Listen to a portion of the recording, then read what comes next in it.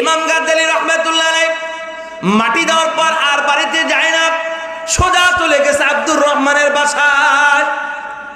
বাহির থেকে আবার আওয়াজ দিচ্ছে, মারে কিছুক্ষণ পূর্বে তোমার স্বামীকে আমরা দাফন করে আসি, কিন্তু তোমার কাছে আমি একটা জিনিস জানতে চাই। আব্দুর রহমানের স্ত্রীকে বলতেছি, আব্দুর রহমানের কাছে আব্দুর রহমান কি আমল করত, যেই আমল জানার জন্য আমি এখানে আসছি। যদি কোনো আমল থেকে থাকে ওই আমলটা আমাকে জানাও।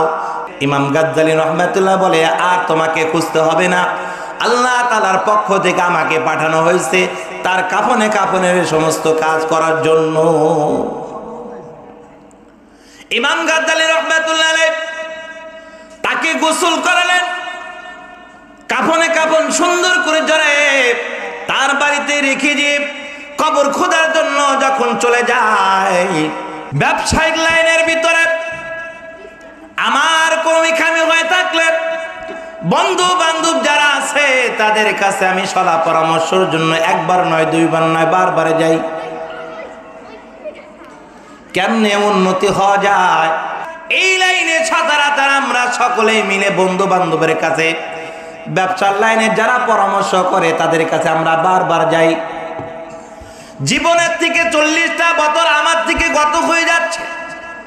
40 বছরের ভিতরে আমি রোজার কয়টা হুকুম আছে সেটা আমি জানা নাই।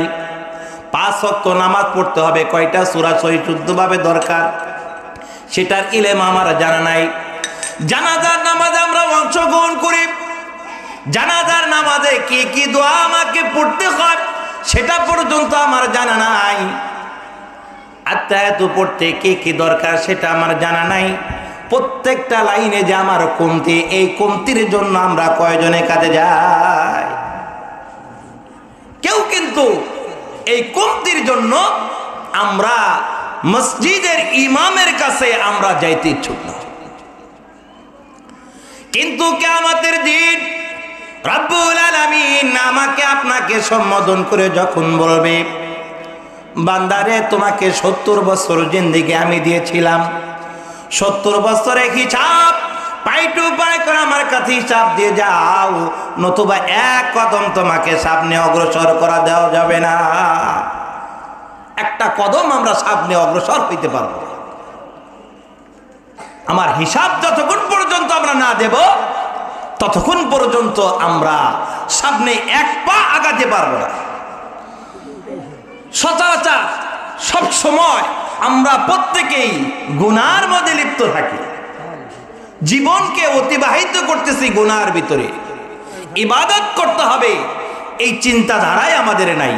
দুনিয়া দুনিয়া দুনিয়া, একটা দুনিয়ার মালিক যদি আমি হয়ে যাই আর একটা নতুন দুনিয়ার জন্য আমার আফসোস থাকে।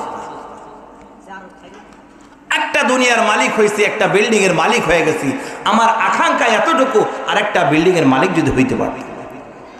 রাসূল বলছেন ওই ব্যক্তির আকাঙ্ক্ষা ততক্ষণ পর্যন্ত পূর্ণ হবে যতক্ষণ পর্যন্ত তার মুখে মাটি না পড়ে। মানে যখন আমার উপর দিয়ে মাটি দেওয়া হবে তখন আমার সমস্ত আকাঙ্ক্ষা শেষ হয়ে যাবে, তার আগে আমার আকাঙ্ক্ষা শেষ হবে। আমার চাহিদা, আমার চাহাত এরকম থাকবে যে একটা দুনিয়া হয়ে গেছে আর একটা দুনিয়ার জন্য চাই, একটা ঘর হয়ে গেছে আর একটা ঘরের জন্য, একটা কারখানা হয়েছে আর একটা কারখানার জন্য আমার আফসোস।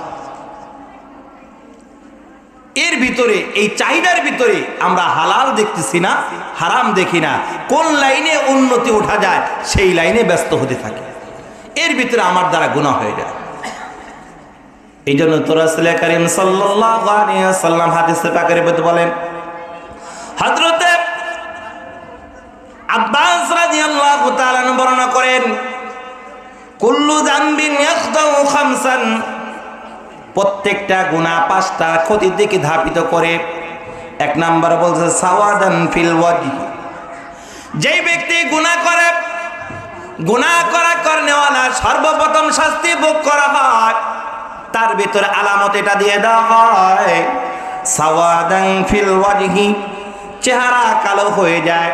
যে ব্যক্তি গুনাহ করে, গুনাহ করনেওয়ালার সর্বপ্রথম তার চেহারা কালো হয়ে যায়। এখানে নামাজিওয়ালা 100 জন আছে, 100 জনের ভিতরে যদি বেনামাজি 5 জন থাকে বহুত আল্লাহওয়ালা এরকম আছে, বেনামাজির ভিতরে যারা নামাজিওয়ালারা থাকেন আর বেনামাজি একসাথে মিলমিশে এক মজলিসের ভিতরে বসে আছে। বহুত আল্লাহওয়ালা এরকম আছে, তাদের চেহারা দেখে বলতে পারবে এই ব্যক্তি আজকে ইশার নামাজ পড়ে নাই। যে ব্যক্তি গুনাহ করেছে, গুনাহ করার কারণে তার চেহারার ভিতরে কালো বর্ণ হয়ে যাবে, কেমন যেন তার চেহারাটা ফ্যাকাচে হয়ে যাবে। ফজর নামাজ পড়ে হাঁটবেন আর ঘুমে থেকে উঠে একজন মানে হাঁটতেছে, ওই ব্যক্তির চেহারা আর যে ব্যক্তি ফজর নামাজ পড়ে চেহারা দেয়, যদিও সে ব্যক্তি আমার মতো কালো, তারপরে তার চেহারাগুলো হাসুজ্জ্বলভাবে নুরানি চেহারার মতো জ্বলবে। 2 নাম্বার বলছেন জুলমাতান ফিল কলব, অন্তর কালো হয়ে যাবে।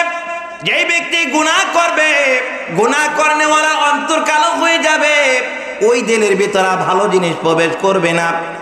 যখন ভালো জিনিস তার সামনে নসিহত করা হবে, এক কানের ভিতর দিয়ে প্রবেশ করে অপর কান দিয়ে বের হবে। অনেক ওয়াজ নসিহত সেই ব্যক্তি মার ভিতর শুনবে, শোনার পরে তারপরে ওই জিনিসটা তার দিলের ভিতরে বদ্ধমূল হবে না, দিলের ভিতরে রেখাপাত করবে না, ওইটার আসর আর তাসির হবে না, যার কারণে ওই ব্যক্তির নেক কাজ করতে মজা পাবে না, যেই ব্যক্তি গুনাহ করবে। 3 নাম্বার বলতে ওয়াহনান ফিল বাদনি, গুনাহ করনেওয়ালা যেই ব্যক্তি গুনাহ করে, গুনাহ তার শরীরকে দুর্বল করে দেয়, অকেজো করে দেবে, কেমন যেন মোটা সোটা হওয়া সত্ত্বেও তার শরীরে কোনো শক্তি থাকবে না, ধাক্কা দেওয়ার আগে সেই ব্যক্তি পড়ে যাবে। যদিও তো হৃষ্টপুষ্ট উঁচা লম্বা কোনো কমতি নাই, স্বাস্থ্যের ভিতর কোনো কমতি নাই, কিন্তু গুনাহ করছে, গুনাহ করার কারণে ঈমানি যে শক্তি আর লজ্জত ওটা থাকবে না, ধাক্কা দেওয়ার আগেই সে ব্যক্তি পড়ে যায়। তাহলে যেই ব্যক্তি গুনাহ করছে তাকে বলতে ওয়াহনান ফিল বাদনি, তার শরীরটা দুর্বল হয়ে যাবে যেই ব্যক্তি গুনাহ করবে। 4 নাম্বার বালাকাত অযায়কান ফির রিজকি, রিজিক কমে যাবে। যেই ব্যক্তি গুনাহ করবে, গুনাহ করনেওয়ালার রিজিককে সংকীর্ণ করে দেওয়া হয়, ওই ব্যক্তির রিজিক কমিয়ে দেওয়া হয়। হায়াত পাইছে 70 বছর, কিন্তু এমন অবস্থায় দুনিয়ার ভিতর চলছে কেমন যেন না খেয়ে দুনিয়াতে চলতেছে, তার খানা পিনার ভিতর অভাব অনটন, এক বেলা খায় 2 বেলা না খায় থাকে। গুনাহ যত করবে, গুনাহ যত করবে, গুনাহ করনেওয়ালার কারণে ওই ব্যক্তির রিজিকের মধ্যে আল্লাহ সংক্ষিপ্ত করে দেবে। 5 নাম্বার বলতো আবগাতান ফিল কুলুবিল খালক, যে ব্যক্তি গুনাহ করে, গুনাহ করনেওয়ালার দিলের ভিতরে একটা ঘৃণা তৈরি হয়, ঘৃণা সৃষ্টি হয়, মানুষ তাকে মহাব্বত করে না, মানুষের নজরে ওই ব্যক্তি ঘৃণার প্রাপ্ত হয়।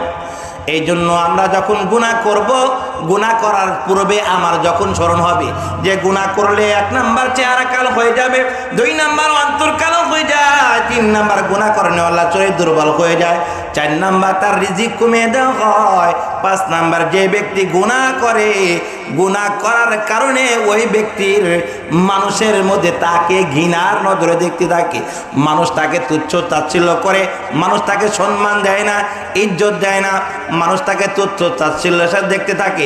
এই জন্য যখনই আমি গুনাহ করব, আমি যখন এই কথা আমার দিলের মধ্যে বদ্ধমূল হবে যে আমি যে গুনাহ করতেছি, এই গুনাহ করার কারণে আল্লাহ তাআলার পক্ষ থেকে আমার জন্য যেই বরাদ্দ হচ্ছে, এই গুনাহ কারণে এই বরাদ্দ আমার দ্বারা নষ্ট হচ্ছে।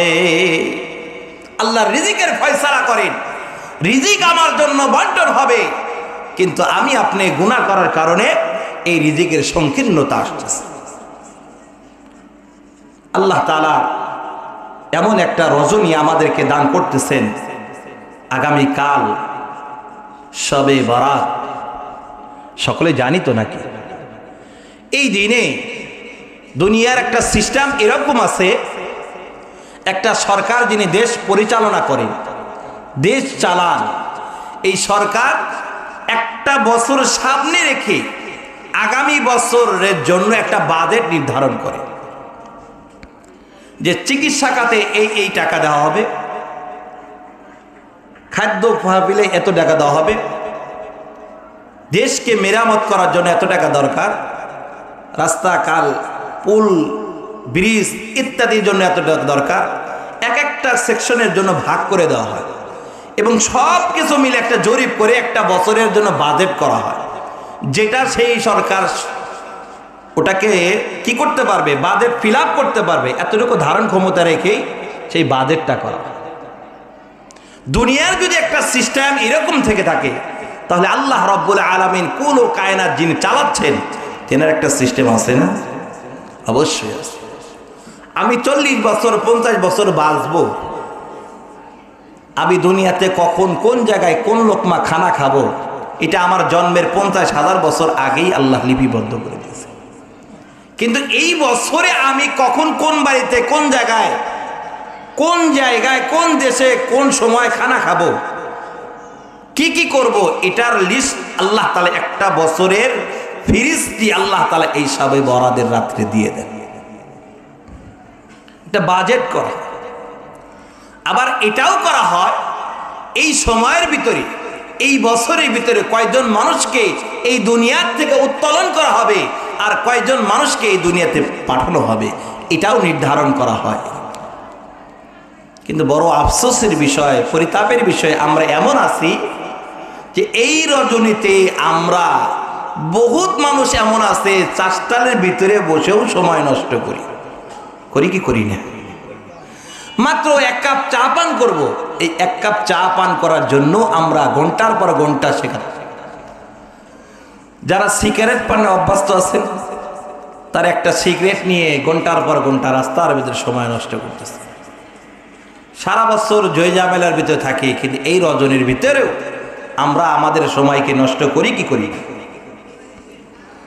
সূরা দুখানের 1 থেকে 3 নম্বর আয়াতের ভিতরে আল্লাহ রাব্বুল আলামিন বলেন, হামিম ওয়াল কিতাবিল মুবিন ইন্না আনজালনাহু ফি লাইলাতিন মুবারাকাতিন ইন্না কুন্না মুনজিরিন। শপথ স্পষ্ট কিতাবের নিশ্চয় আমি এই কোরআনকে একবার কদমায় রজনীতে অবতীর্ণ করেছি। আমি তো সতর্ককারী, আল্লাহ তাআলা বলতেছে। এই রজনীর ভিতরে আল্লাহ রাব্বুল আলামিন একটা রজনীর ভিতরে বরকতময় কোরআনকে অবতীর্ণ করেছে। কোরআনের কারিশমা বরকত এত, যেটা বাছায় প্রকাশ করা যাবে না। এক আল্লাহর বান্দা এরকম, যিনি কোরআন পড়তে জানেন নাই কিন্তু কোরআনের মহাব্বত করতেন, কোরআনকে ভালোবাসতেন, যার কারণে আল্লাহ তাআলা তার কবরের ভিতরে থেকে, কবরের মাটির ভিতর থেকে সুঘ্রাণ তৈরি করে দিয়েছে। কিতাবানা বর্ণনা করেন আল্লাহর বান্দা ওনার প্রত্যেক দিনের কাজের রুটিন এমন ছিল, সকালবেলা বাড়ির থেকে বের হয়ে জঙ্গলে কাঠ কাটার জন্য জঙ্গলে যাইতে রাস্তার ভিতরে যাওয়ার লাগতো। গভীর গহীন জঙ্গলে যেয়ে লাকড়িগুলো সংগ্রহ করে সেটা নিয়ে আবার বাড়িতে প্রত্যাবর্তন করত। যাইতে যাইতে হঠাৎ একদিন রাস্তার ভিতরে কালামুল্লাহ শরীফের একটা পারচা পরে পায়। পারচাটা উঠানের কারণে সেটা নিয়ে বাড়িতে নিয়ে সুন্দর একটা জায়গায় মেরামত করে রেখে, কিছুদিন পর ওই আল্লাহর বান্দা দুনিয়া থেকে ইন্তেকাল হয়ে যায়, মৃত্যুবরণ করে। তার বাড়িতে কয়েকটা মেয়ে সন্তান, ছেলে সন্তান কেউ নাই। ইমাম গাজ্জালী রাহমাতুল্লাহ আলাইহি বর্ণনা করেন, আমি সাহাবের ভেতরে দেখি, স্বপ্নের ভেতরে দেখতে ওই আল্লাহর বান্দা ইন্তেকাল করেছে, তার কাফনে কাফন পরাবে, জানাজার কাজ সম্পাদন করবে, এরকম কোন লোক নেই। যেই কাজের জন্য তাকে বরাদ্দ করবে, মেয়ে শেষ পর্যায়ে তাকে কাফনে কাফন করে শেষ মুহূর্তে যে কাজগুলো করা লাগবে, এরকম কোনো ব্যক্তি নাই। ইমাম গাজ্জালী রাহমাতুল্লাহ বলেন, আমি সবের ভেতর দেখি অমুক পাহাড়ের পাদদেশে এক আল্লাহর ওলি, যার নাম আব্দুর রহমান। ওই আব্দুর রহমান ইন্তেকাল করেছে, তার কাফনে কাফনে কোনো ব্যবস্থা নাই। ইমাম গাজ্জালী রাহমাতুল্লাহ আলাইহি এই স্বপ্নের দেখার পর সকালবেলা চলে যায় ওই ব্যক্তিকে খোঁজার জন্য। যাইতে যাইতে পাহাড়ের পাদদেশে চলে যায় এমন এক আল্লাহর বান্দা যাকে এলাকার কোনো মানুষ ভালো করে চেনেও না, ভালো করে মানুষের সাথে ভালো করে মেশেও না। তার কাজের রুটিন হলো সকালবেলা চলে যায় জঙ্গলের ভিতরে, বিকালবেলা বাজারে বিক্রি করে যা ইনকাম হয় আটা রুটি নিয়ে আবার গৃহের ভিতরে ঢুকে যায়। মানুষের সাথে মেচে না, মানুষ তাকে ভালো করে চেনেও না। ইমাম গাজ্জালী রাহমাতুল্লাহ বলেন, আমি খুঁজতে খুঁজতে ওই ব্যক্তির এলাকার সকল লোককে জিজ্ঞাসা করলাম, কোন ব্যক্তি তার পরিচয় দিতে পারে না। হঠাৎ দেখি এক আল্লাহর বান্দা এক জায়গায় বসে আছে। আমি তার কাছে যাই বললাম, ভাই রে, আমি তো একজন আব্দুর রহমান নামে একজন বান্দাকে খুঁজতেছি, যে আব্দুর রহমান গত রাত্রে মারা গেছে, তার কাফনে কাফন পরাবে এরকম কোনো ব্যক্তি নাই। যদি তুমি তার পরিচয় পেয়ে থাকো, তার বাড়িটা বলতে পারো তো আমাকে জানাও। উনি বলতেছে, হুজুর হ্যাঁ, একজন ব্যক্তি পাহাড়ে পাদদেশে থাকতো, গত রাত্রে থেকে তার বাড়ি থেকে কান্নার আওয়াজ বেশি আসে, বোধ হয় ওই আব্দুর রহমান মারা গেছে। লোকেরা তো তার পরিচয় ভালো করে জানে না, সে ব্যক্তি মারা গেছে। বলতেছে, হ্যাঁ হ্যাঁ, আমি তো ওই আব্দুর রহমানকে খোঁজার জন্য আসছি। ইমাম গাজ্জালী রাহমাতুল্লাহ আলাইহি হাঁটি হাঁটি পা করে ওই বাড়িতে যাওয়ার পর বাইরের দিকে আওয়াজ দেয়, বাইরে ভিতরে কে আছো, তোমার বাড়িওয়ালা কোথায়? ভিতর থেকে কান্না জর্জরিত একটা আওয়াজ আসছে, আপনি কি? আপনার পরিচয় আমি জানি না, যাকে আপনি খোঁজার জন্য আসছেন ওই ব্যক্তি গত রাত্রে ইন্তেকাল করেছে, আমাদের সামনে শুয়ে আছে। বলতেছে, এখন পর্যন্ত তার জানাজা সম্পন্ন কেন করা হয় নাই? ভিতর থেকে আওয়াজ আসলো, আমার মাত্র 4টা কন্যা সন্তান, আর আমরা তো মেয়ে মানুষ, মহিলা মানুষ, এই বেচারার জানাজার যে কাজ, আমরা মেয়ে মানুষ কেমনে সম্বোধন করবো? বাড়ির কাছে অনেক লোককে বলেছি, তারা কেউ আসেন না, আসার কারণে আমরা কি করব? রাত্রি হয়ে গেছে, এখন সকাল হয়ে গেছে, মানুষের ঘরে ঘরে যে তাদেরকে বলবো, তার আগে আপনি চলে আসছেন। ইমাম গাজ্জালী রাহমাতুল্লাহ বলে, আর তোমাকে খুঁজতে হবে না, আল্লাহ তাআলার পক্ষ থেকে আমাকে পাঠানো হয়েছে তার কাফনে কাফনের সমস্ত কাজ করার জন্য। ইমাম গাজ্জালী রাহমাতুল্লাহ আলাইহি তাকে গোসল করালেন, কাফনে কাফন সুন্দর করে জড়ে তার বাড়িতে রেখে দিয়ে কবর খোদার জন্য যখন চলে যায়, কবর খোদার জন্য চলে যায়, যায় দেখতেছেন কবর যখন প্রথম বিসমিল্লাহ বলে তার কবর খনন করার জন্য মাটি কোপ লাগাইছে, তার কবরের ভিতর থেকে সুঘ্রাণ বের হয়েছে, এমন ঘ্রাণ বের হচ্ছে দুনিয়াতে ওই রকম ঘ্রাণ আর কোথায় উনি আর শোকে নাই, ঘ্রাণ পায় নাই। এই ঘ্রাণে উনি মোমো হয়ে গেছে, এত সুন্দর সুঘ্রাণ কোথায় থেকে আসলো? কবর খনন করা শেষ, চলে আসলো বাড়িতে। বাড়িতে আসার পরে তার লাশ নিয়ে কবরের মাটি যখন ঢেলে দেওয়া হয়, শেষ পর্যায়ে ইমাম গাজ্জালী রাহমাতুল্লাহ আলাইহি খটকা লেগে গেছে। এই ব্যক্তি কি এমন গোপন আমল করত, যেই গোপন আমলের কারণে আজকে তার কবরের মাটি এত সুঘ্রাণ হয়ে গেছে? এটা তো আমাকে ভেদ বাইর করতে হবে, কি আমল করত? আমার ওই আমল নাই, যার কারণে ওই ব্যক্তির কবরে মাটি থেকে এত ঘ্রাণ আসতেছে। আমি যদি ওই আমলটা করতে পারতাম, বোধ হয় আমার কবর থেকেও ঘ্রাণ আসতো।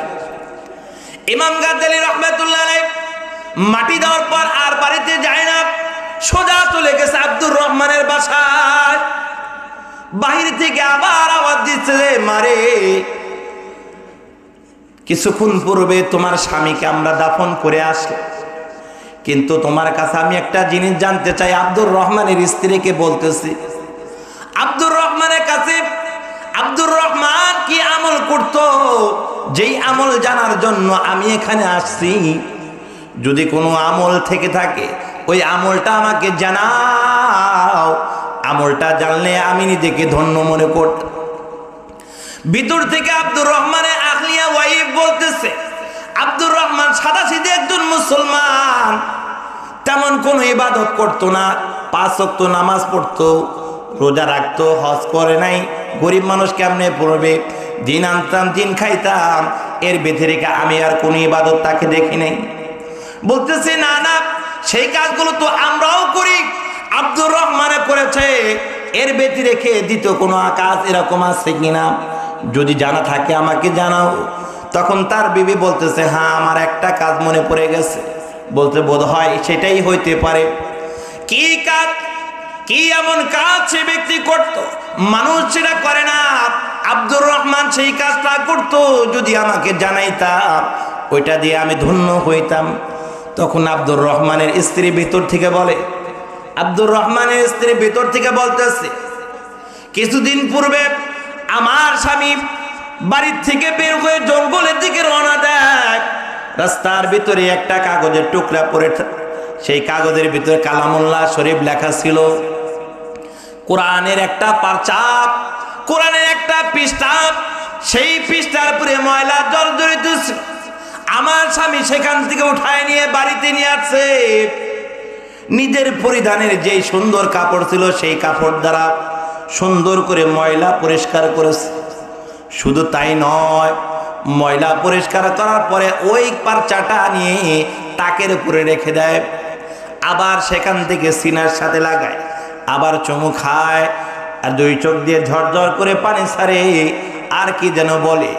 একদিন আমি কান লাগায় শুনলাম আমার স্বামী বলতেছিল, মাওলায়ে কারীম, তোমার এই নাগান্দা বান্দা আব্দুর রহমান কালামুল্লাহ শরীফ পড়তে জানে না, কিন্তু তোমার এই বান্দা কিন্তু কালামুল্লাহকে মহাব্বত করতে বলে নাই। তোমার বান্দা কালামুল্লাহ তেলাওয়াত করতে পারে না, এটা সত্য, কিন্তু কালামুল্লাহর মহাব্বত তার দিলের ভিতরে কোনো কমতি নাই। তুমি আল্লাহ তাকে ক্ষমা করে দাও, আব্দুর রহমানকে মাফ করে দাও। আব্দুর রহমান কিন্তু কালামুল্লাহ শরীফ পড়তে পারে না, এটা বলতো, আর 2 চোখের পানি ঝরঝর করে ছেলে দিত। আবার যখন কাঠ কেটে বাড়িতে আসতো, আবার সেই কালামুল্লাহ শরীফটা সিনায় লাগাইতো, আবার একই কাজ করত। ইমাম গাজ্জালী রহমাতুল্লাহ বলতেছে, এটাই কারণ, কালামুল্লাহ শরীফকে ইজ্জত করার কারণে আল্লাহ তাআলা তার কবরের মাটিকে সুঘ্রাণ করে দিয়েছেন। সুবহানাল্লাহ।